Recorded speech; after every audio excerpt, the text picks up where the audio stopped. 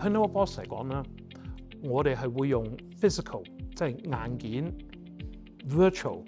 data center 或 cloud 3種嘅保護咧，我哋都有。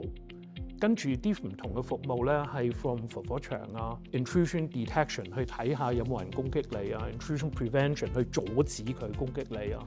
有 antivirus 啊、web content filtering 啊、policy control 啊、reporting 啊、SIEM 係 security information event management 響個雲啊，係全球第一間公司咧係有 apps， 咁佢可以咧係響個電話或者個 iPad 你都可以見到全部啲攻擊，同埋我哋一路係保護。咁呢個係一個24小時365日嘅服務。如果係要 sum up 去 NetworkBox 係點嘅咧？我覺得我哋係可以全線幫由最細去到最大嘅機構咧，係保護佢哋咯。因為今時今日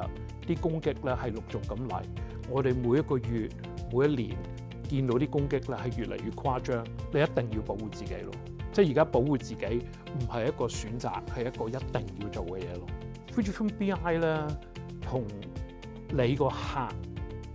係有一個好深嘅關係，係有一個好密切嘅關係。咁有個好處咧，就係你去到電腦保安咧，就有啲似去睇醫生，即係你去到咧要有個 trust 喺度嘅，即係你要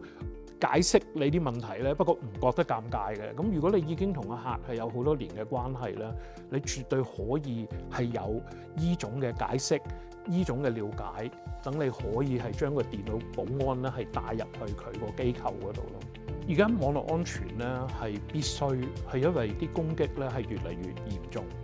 咁呢個絕對走唔甩㗎啦。不過更加咧就係而家佢攻擊你個方式咧，又係無數咁多種嘅新嘅方法去可以攻擊你。以前佢攻擊咧，可能佢偷一啲嘢，而家佢攻擊咧，佢又除咗偷一啲嘢，佢又會鎖咗你，跟住佢又會偷又會鎖，跟住佢喺個 backup 系統嗰度咧，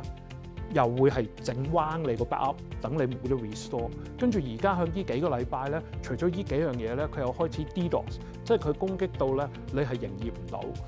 咁呢啲黑客係由朝到晚係有好多世界級嘅專家喺度諗緊方法去害你。咁你諗緊咩啊？自己係擺好多時間心血落去、金錢落去，你要交出去俾啲專家幫你搞咯。即係98% 嘅機構喺香港咧係中小型企業。有一個老闆係自己有個中小型企業嘅咧，佢如果係揾咗 Fujifilm BI 同 NetworkBox 去幫佢解決個電腦保安嘅問題咧，佢好容易就係可以響一個好低嘅價咧係解決咗噶啦。